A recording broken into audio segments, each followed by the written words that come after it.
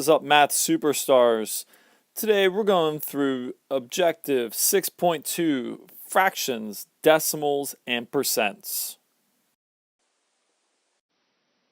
At the end of this lesson, you'll be able to write a fraction as a percent and a fraction as a decimal.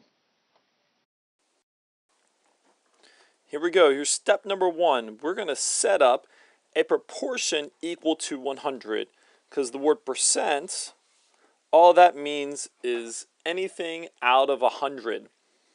And so we have 1/2 here. And so we set up a proportion. The bottom number, the denominator, is 100. So to get to 100, we simply multiplied by 50 to get to 100.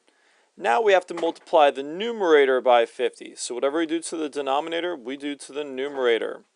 So 1 times 50 gives you 50. So we're at 50 over 100. Step number 2, you're going to look at the numerator right there. And in step number 3, in writing a fraction as a percent, your numerator is the percent.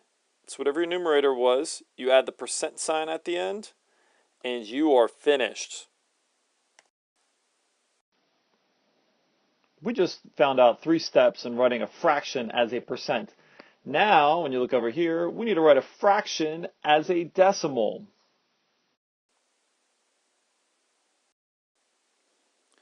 Step number 1, we need to make an equivalent fraction with the denominator being 100. And so we have 1/2. So when we multiply 2, what do we need to multiply to get to 100? That's right, we need to multiply by 50 to get to 100. And whatever we do to the denominator, we do to the numerator. So we multiply the top by 50. 50 times 1 will give you 50 on the numerator. And in step number 2, we are going to focus our attention on the numerator.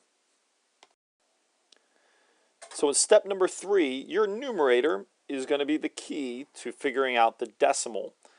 And so here we start with 0 because we don't have any mixed numbers or numbers over 100. So with 0 point for the decimal. And here we go, and the numerator is 50. So now what that's saying is, in the tenths place, we can put a 5 in the tenths and a 0 in the hundredths.